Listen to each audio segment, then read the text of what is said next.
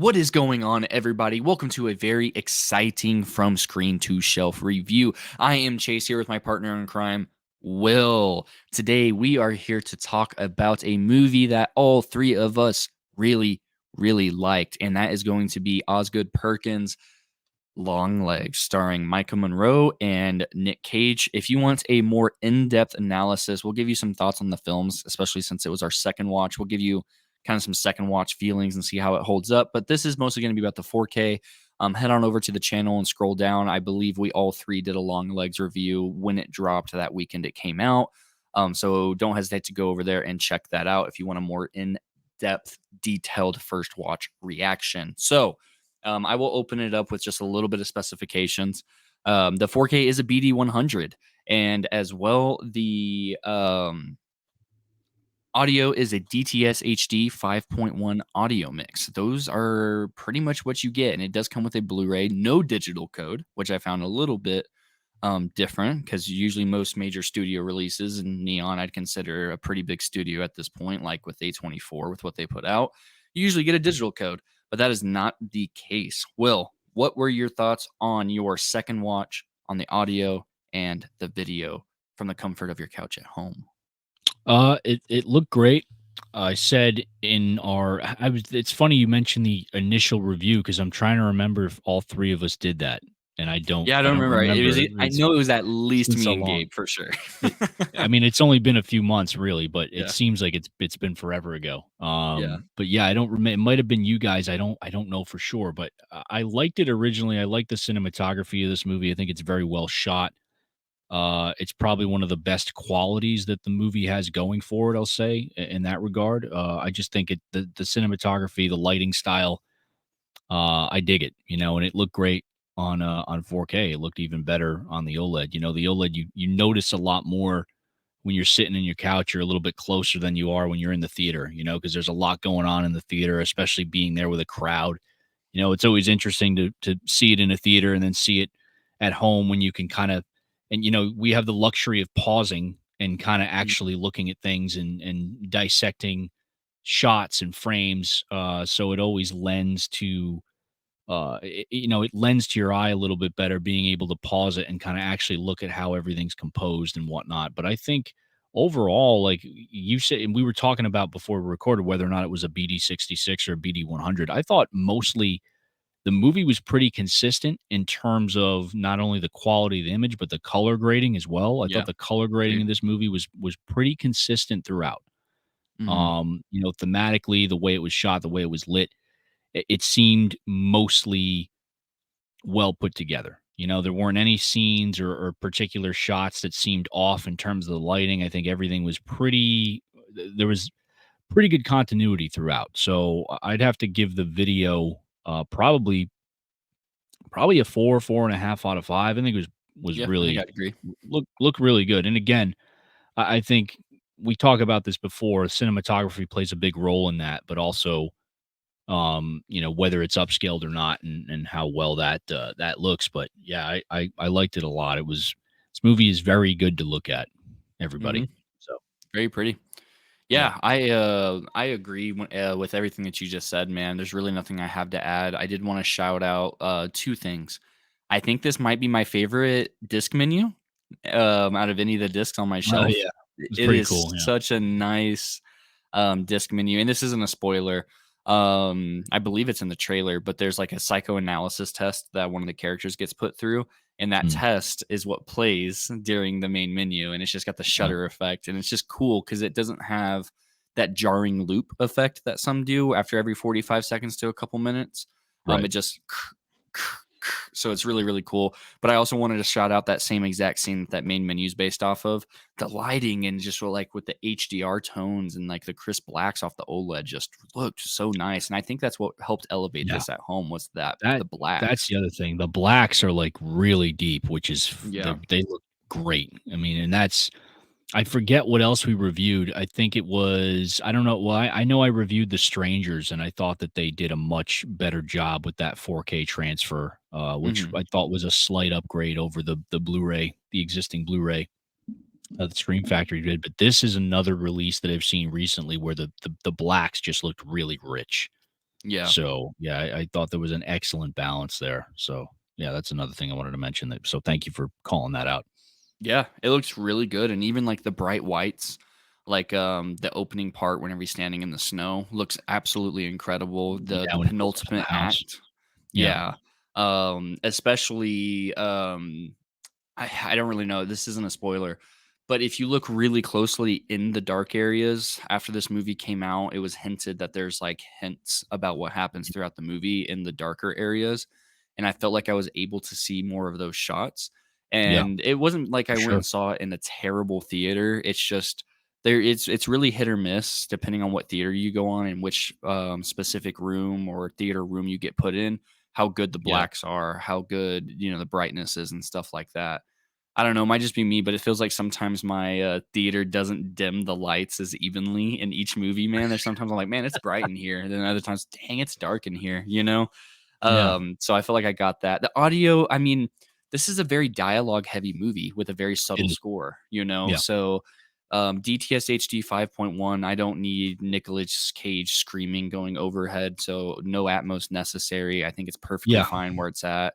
It's extremely crisp. The way that Nick Cage, like, whenever he's driving the car and like he's like kind of screaming that song a little bit, it just has like a really, really, really good EQ to it that gets to the suspense of his voice and the thrills of his voice through without Yeah. it me having to grab the remote and turn it up and down. Because in modern mixing, it really pisses me off when I have to grab my remote. And I get it, if an explosion happens, it's meant to kind of take you aback and stuff. But Yep. when it comes to just simple dialogue, I shouldn't have to adjust it scene by scene. And I felt like Right. I didn't have to do that with this movie. So the audio, again, when I with the score I'm gonna give it, it's not because it's like incredible. It's just it's good for what it is, and that's a very Yeah. simplistic score and sound design. So I'd say about a solid 8. Again, nothing to write home about. Really don't have any complaints, but I can't really sit here and say like it's just it is what it is. I feel like that's appropriate for what it's doing. You know what I mean? Right. Yeah. Yeah. An 8 would be probably like a 4 Yeah. in on my scale. Yeah. These guys, on their 1 to 10 scales, what is this I shit? I I need I more just do numbers, 4 out of bro. 5. No, I need more no, to I work with. agree though.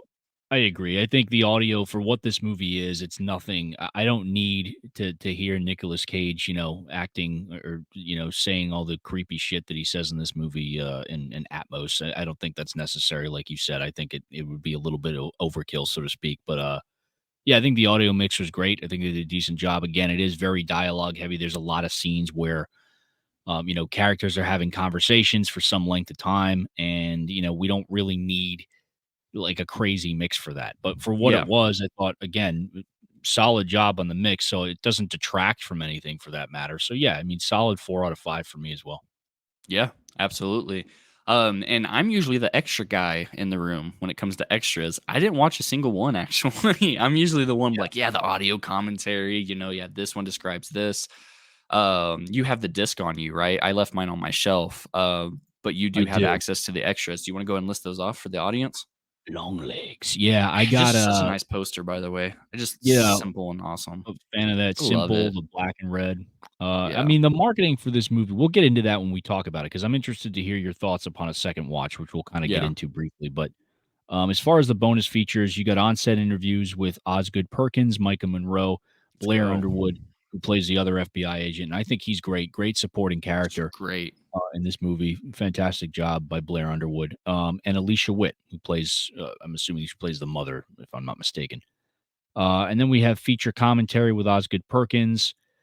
And then there's some other special features, the clues, the evidence, dirty and sweet, a teaser trailer, and then the trailer. So the clues, the evidence, dirty and sweet, I'm assuming those are talking about specific things within the film. So those would be interesting to check out. I didn't really have time to watch any of the special features.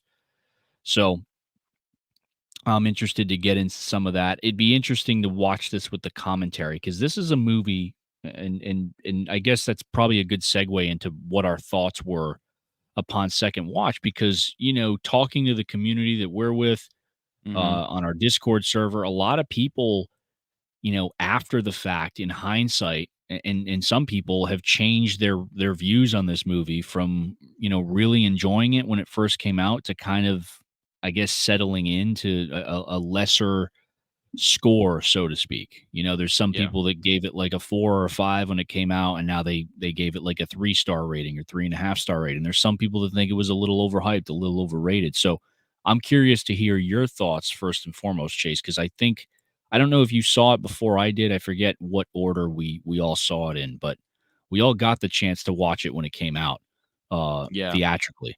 So I'm curious to hear your quick thoughts on the movie itself, Yeah. watching it a second time. And it's great. Yeah, I went and saw it the night it came out Thursday. I don't think there was an early access or like a week early type of deal that sometimes I get to go to on this one. I think it was just standard Thursday preview.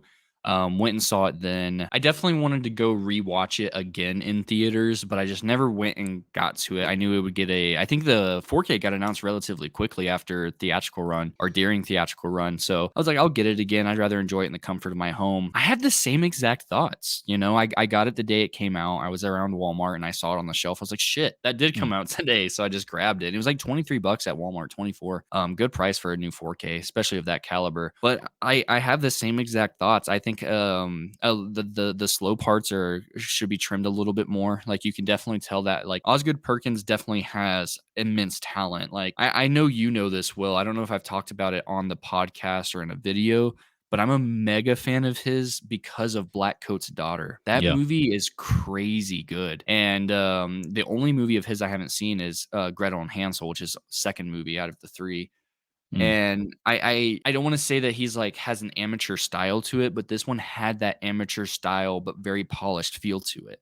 It's got yeah. these parts that drag a little bit too long. It's got these parts and, like, these not necessarily plot holes, but this exacerbation of the explanation for what's going on, towards the Right. third act. Outside of like the substance, those are ooh, geez. And I saw the TV glow.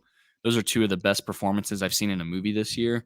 But I mean, Yep. still Nick Cage for like the 15, 20 minutes of screen time that he has. There's just something so damn memorable about his Mhm. performance here, man. Like 20 years from now, I'm gonna be like, yeah, dude, damn, Nick Cage and Longlegs, that was crazy, dude. He's just so talented.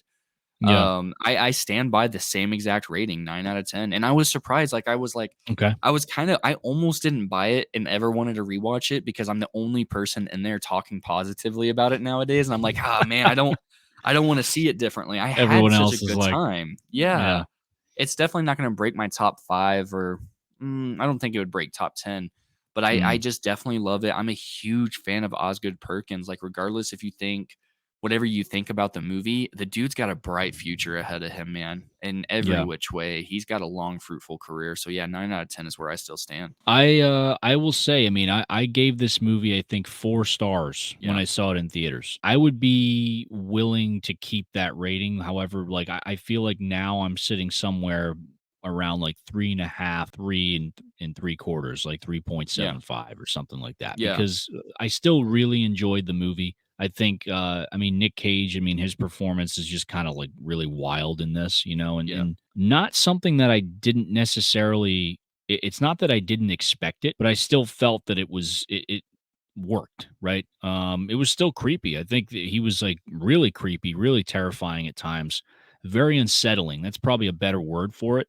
And I think unsettling is a good word for a majority of the movie, at least when it has those moments that really kind of get under your skin or just make you feel uncomfortable. I think it does a good job establishing that, through the use of the atmosphere. And again, even though the score in this movie is very minimal, there's moments where it really lends credence to Bleeds. the story, right? Yeah.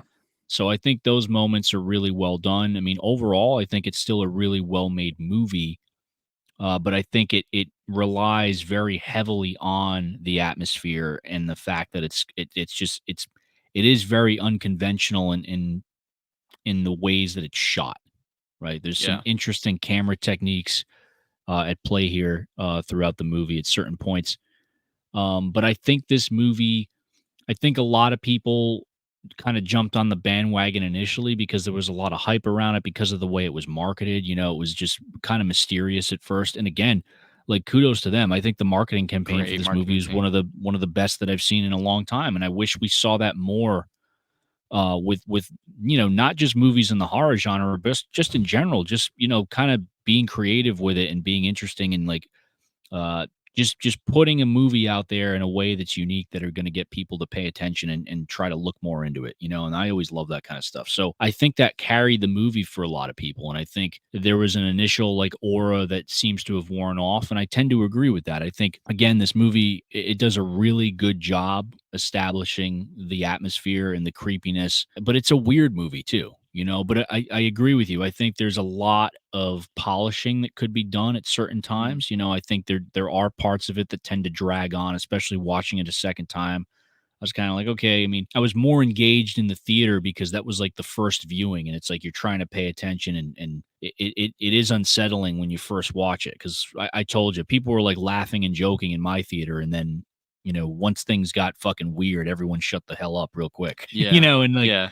everybody was pretty much engaged, like, okay, where is this movie going to go? And I also feel like, I guess what I think about the ending, I guess I was looking for something a little bit more.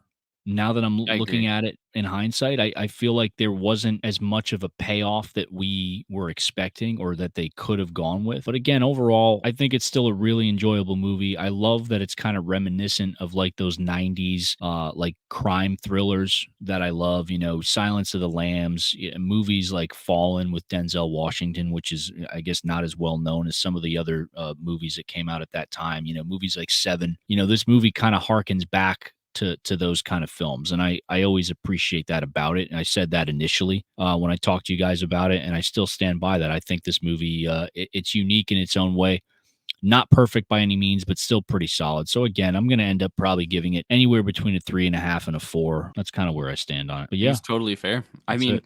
one of my things, I guess I'll just end it on this note for that portion is like there is never a movie, no matter how scary it tries to say, that I'm gonna walk into it expecting to get scared. I've shared with you the level of fear that I felt from Saw, like when I got a hold of it as at a younger age. Yeah, I don't want to feel that. Like, ever again. Yeah, that's traumatizing levels of fear. I mean, yeah, if I get spooked right. and I'm looking around the corner, Sinister did that to me. It's definitely a scary movie, but I will never fall prey to that marketing. I did fall prey for the intrigue because you and I Mm, talked about it whenever this movie was like, we didn't even know what it was. We didn't know it was Osgood Perkins. They just had that, I believe it was like that 40-second audio clip of like a murder. Wait, it sounded like a genuine fucking murder, bro.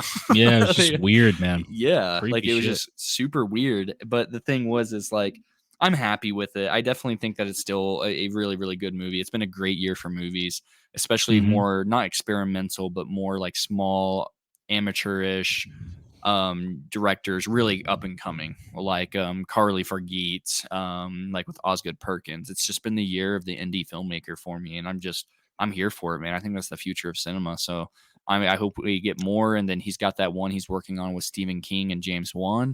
So I think I'm seated day one for that in February. Yeah, man. We'll have to revisit this again. I mean, we'll October's coming up right around the corner. Spooky.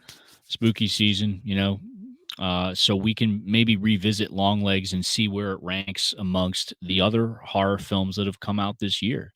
Yeah, The poster says what does it say? It's the best horror film of the year, or the scariest movie of the year, or something like that. We'll see. I don't know. I don't know if that still holds true. But absolutely. we'll see where it stands. But yeah, so it looks like we both still really liked it.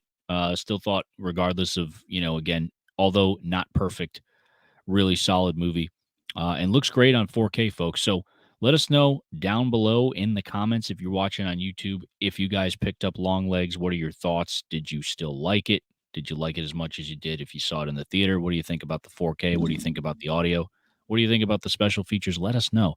And if you like content like this, as always, remember, like, subscribe, hit the notification bell. That way, every time we drop content like this, you guys will be notified so you can check it out. Thanks again for watching, and we will see you guys very soon. Thank you. Later, everybody.